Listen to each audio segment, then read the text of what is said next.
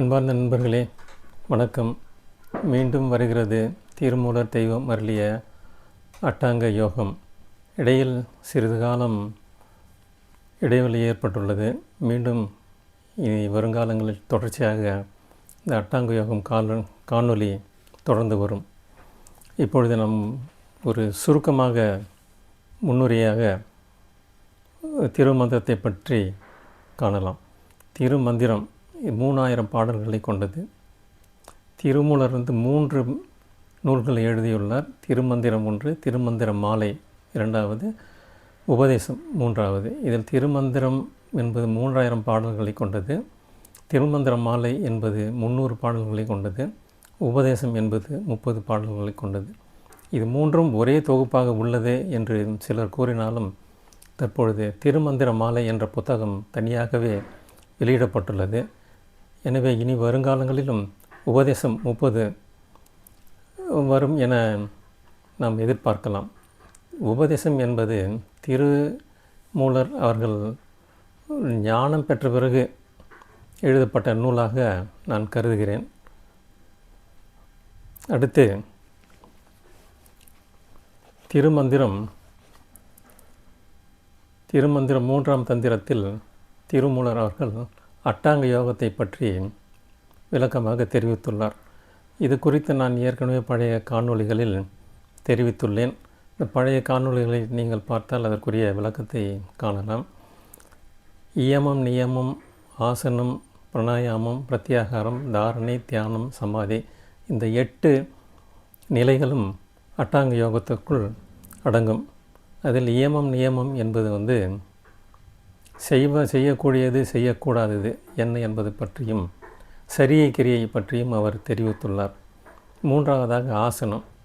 தியானம் செய்வதற்காக நம்ம எப்படி உறுதியாக அமர்வது, பத்மாசனம் போட்டு முதுகை நேராக நிமிர்த்தி அமர்வதற்காக ஒரு பயிற்சியை தவிர அது தியானம் செய்வதற்கான ஒரு பொசிஷன், ஒரு உடலை நேராக அமர செய்வதற்கான ஒரு உடற்பயிற்சியை போல் நம்ம எடுத்துக்கொள்ளலாம்.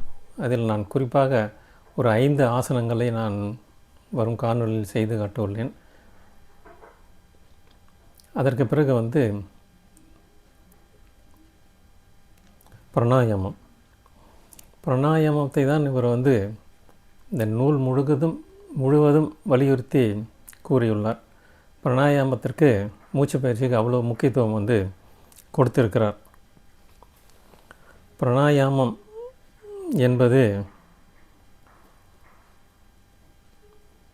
மனம் மற்றும் வாக்கை ஒடுங்கச் செய்வது. இப்போ இயமம், நியமம் என்பது இயமம், நியமம், ஆசனம் என்பது உடல் சம்பந்தப்பட்டது. ஆனால் பிராணாயாமம் என்பது மனமும் வாக்கும் சம்பந்தப்பட்டது.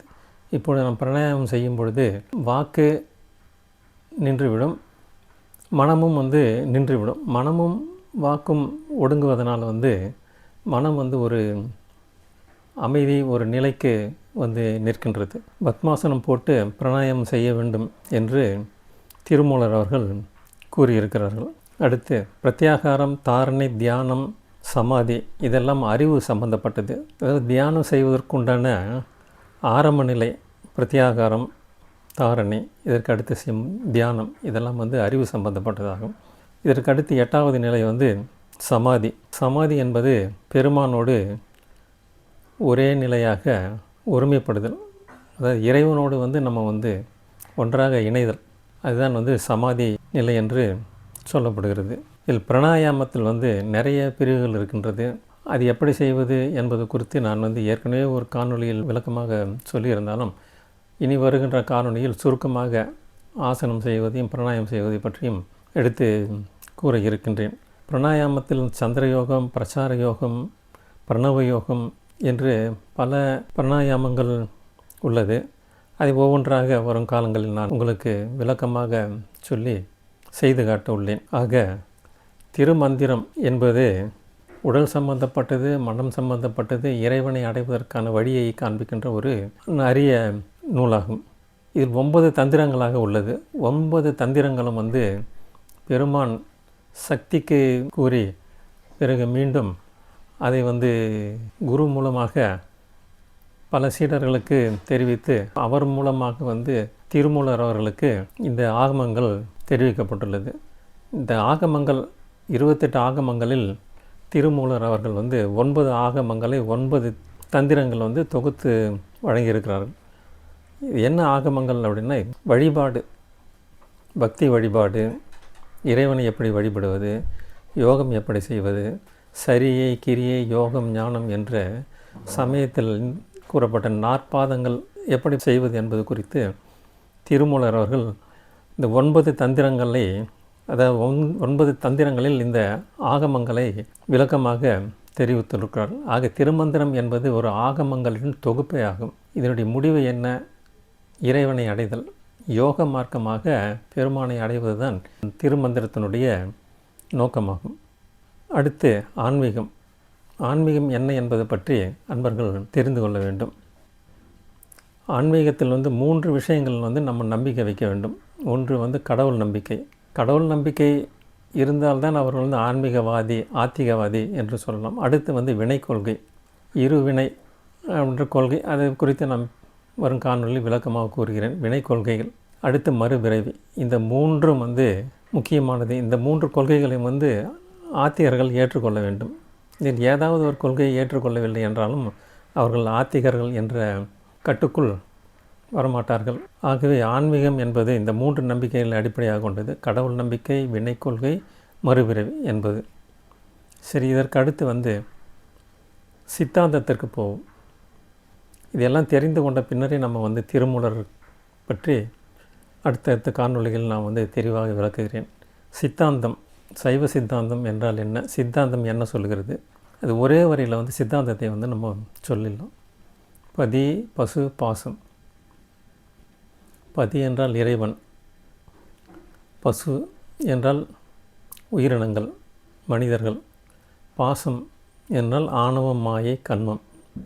இதில் பதி என்பது இறைவன். இறைவனுக்கு உண்டான குணங்கள். இறைவன் எல்லாவற்றையும் தானே அறிபவன், ஆதியும் அந்தமும் இல்லா அனாதி.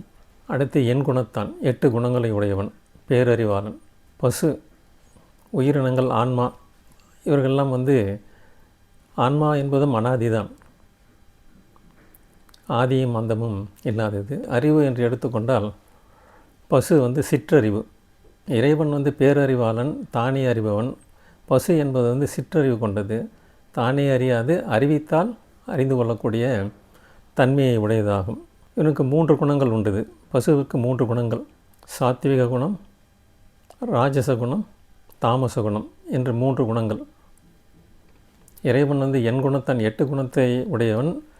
ஆனால் ஆன்மாக்களோ 3 குணங்களை கொண்டது. இறைவன் பேரறிவாளன், ஆன்மாக சிற்றறிவு. இறைவன் தானே அறிபவன், அவர் யாரும் அறிவிக்க வேண்டியதில்லை. ஆனால் ஆன்மாக்கள் அறிவித்தால் அறிவது. இது சிற்றறிவு. சிற்றறிவு என்பதனால் அறிவித்தால் அறியக்கூடியதாகும். அவன் எண் குணத்தான், இவர் 3 குணங்களை உடையவன். அடுத்து பாசம். பாசம் என்பதும் அனாதி, இதுவும் தோற்றமும் முடிவும் இல்லாதது. ஆனால் இது உயிர் பொருள் அல்ல. ஆணவம், மாயை, கண்மம் என்ற 3 அடங்கிய ஒரு தொகுப்பு பாசம். ஆணவம், மாயை, கண்மம் இவ் 3ஐயும் உள்ளடக்கியது. பசு என்றாலே கட்டப்பட்டது. எதால் கட்டப்பட்டது என்றால் பாசத்தால் கட்டப்பட்டது. பாசம் என்றாலே கயிறு தான். பசு எப்போவுமே அந்த பாசத்தால் கட்டுண்டு இருப்பதனால பசு என்பது இந்த பாசத்தை விட்டு பதியை அடைய வேண்டும். இதுதான் ஒரு வரியில் சொல்லக்கூடியது. பதி, பசு, பாசம். பதி என்பது முதலில் வருவது, 2வது பசு, 3வது பாசம். இந்த நடுவில் இருக்கக்கூடிய பசு என்பது பாசத்தை விட்டு பேரறிவாளனாகிய பதியை இறைவனோடு சென்று அடைய வேண்டியது. இதை முழுமையாக சொல்லக்கூடியது தான் திருமந்திரம். யோக மார்க்கம் மூலமாக இறைவனை எப்படி அடைவது என்பதை தெளிவாக திருமூலர் தெய்வம் அவர்கள் கூறியுள்ளார். இறைவனுடைய நிலை வேறுபாடுகள் என்ன, இறைவனை பற்றி நம்ம முழுமையாக தெரிந்து கொள்ள வேண்டும். இறைவன் 2 நிலையை உடையவன். ஒன்று சொரூப நிலை. சொரூப நிலைன்னா அந்த வடிவத்தை நம்மால் கூற முடியாது. நம்ம அறிவினாலோ எண்ணத்தினாலோ இறைவனுடைய வடிவத்தை, சொரூபத்தை நம்மால் கணிக்கவே முடியாது. அதனால் வந்து அது சொரூப நிலை. இது யாராலும் வந்து பார்க்கவும் முடியாது. பார்த்தவர்கள் யாரும் சொன்னதும் இல்லை, சொன்னவர்கள் யாரும் பார்த்ததும் இல்லை. இது வந்து ஒரு முதல் நிலை. அதற்கடுத்து அவர் வந்து தடத்து நிலையாக வருகிறார். தடத்து நிலையில் வந்து 3 நிலை. 3 நிலைனா முதல்ல வந்து அரூப நிலையாக வருகிறார். அரூப நிலையில் வந்து ஆன்மாக்கள், ஒரு சில ஆன்மாக்கள், உயிரினங்கள் வந்து அவரை வந்து அந்த அரூப நிலையில் பற்றி கொள்வார்கள். அவ்வாறு முடியாதவர்களுக்காக அவர் இன்னும் சற்று இறங்கி வந்து அருவுருவ நிலையில் வருகிறார். அருவுருவ நிலை என்பது வந்து சிவலிங்கம். சிவலிங்கம் பார்க்க உருவமாக இருக்கும், ஆனால் அதற்கு முகம் கிடையாது, கை கால்கள் இல்லை. அதனால் வந்து அரூப நிலையில் வந்து சிவலிங்கமாக நமக்கு வந்து காட்சி கொடுக்கிறார். அந்த நிலையிலும் ஒரு சிலர் வந்து சிவலிங்கமாக இறைவனை வந்து பற்றுவார்கள். அந்த நிலையும் முடியாது என்றபோது அவர் இன்னும் சற்று கீழே இறங்கி வந்து உருவ நிலைக்கு வருகிறார். நடராஜர் மாதிரி அவர் உருவ நிலைக்கு வருகிறார். அப்பொழுது எல்லாரும் வந்து உருவ நிலையில் வந்து இறைவனை வணங்குவார்கள். ஆக வந்து இறைவனுக்கு மொத்தம் வந்து 2 நிலை, சுரூப நிலை 1, தடத்து நிலையில் வந்து 3. ஆக மொத்தம் இறைவனுக்கு வந்து 4 நிலை. ஆக இறைவனுக்கான நிலை வேறுபாடுகள் வந்து மொத்தம் 4. அதே போல் ஆன்மாக்களுக்கும் நிலை வேறுபாடுகள் உண்டு. ஆன்மாக்களுக்கான நிலை வேறுபாடுகள் மொத்தம் வந்து 18 நிலைகள் வேறுபாடுகள். அதில் வந்து முதல்ல இந்த கேவல நிலை, சகல நிலை, சுத்த நிலை. முதல்ல வந்து இந்த 3 நிலைகள் வந்து ஆன்மாக்கள் இருக்கும்.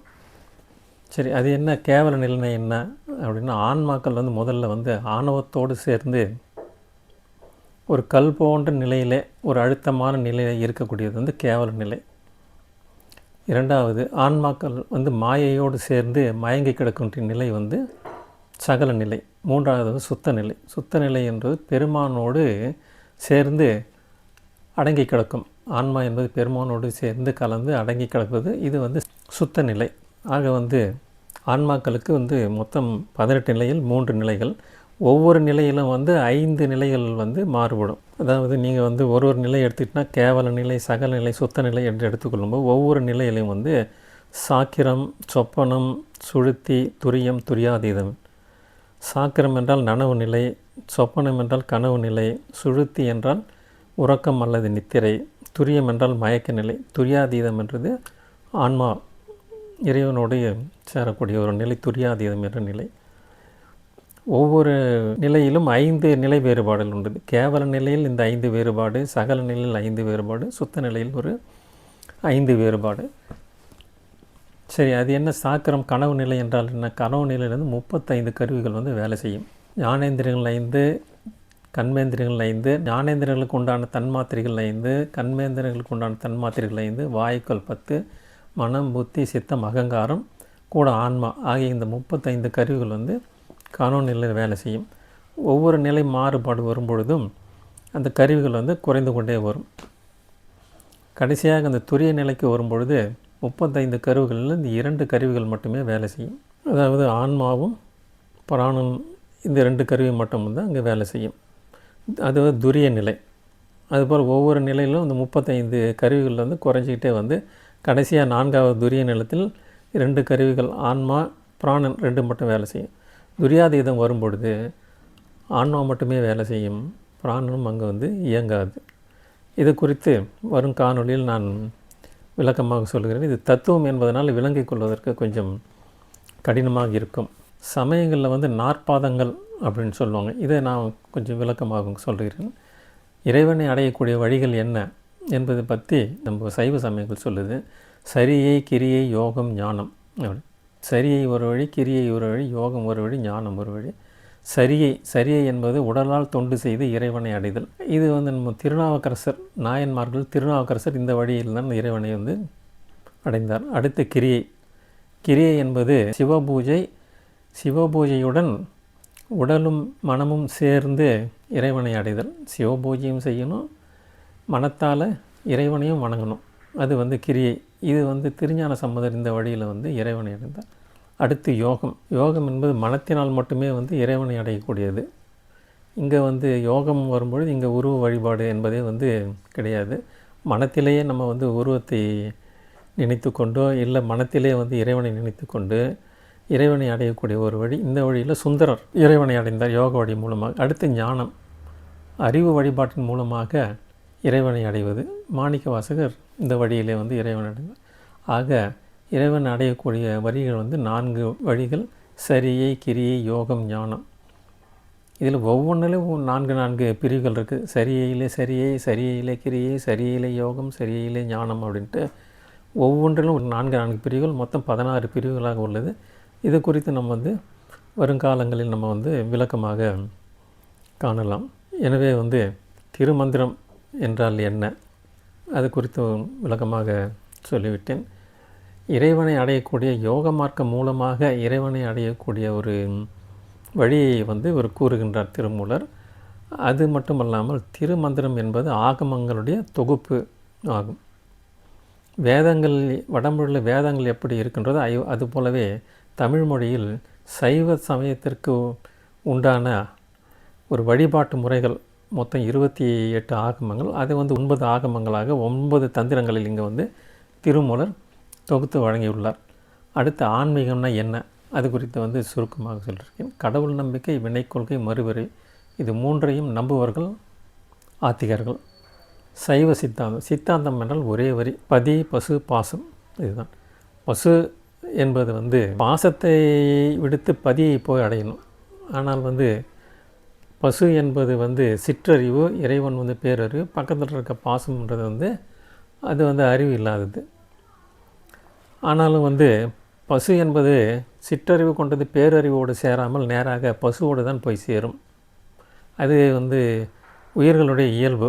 எப்பவுமே வந்து உயிர்கள் வந்து நல்லதை நோக்கி செல்லாமல் கெட்டதை நோக்கி தான் செல்லும். அவ்வாறாக ஆன்மாக்கள் வந்து பாசத்தை நோக்கி தான் செல்லும். ஆகையினால் வந்து சைவ சித்தாந்தம் கூறுவது என்னவென்றால், இந்த பாசத்தை விடுத்து பசுவாகிய ஆன்மா இறைவனாகிய பெருமானோடு போய் ஒன்றாக கலத்தல் வேண்டும். அவ்வாறு ஒன்றாக கலத்தலே வந்து முக்தி என்று சைவ சித்தாந்தங்கள் கூறுகின்றது. ஆக இந்த காணொளியில் வந்து திருமந்திரத்தை பற்றியும் ஆன்மீகத்தை பற்றியும் சைவ சித்தாந்தத்தை பற்றி மிக சுருக்கமாக கூறியுள்ளேன்.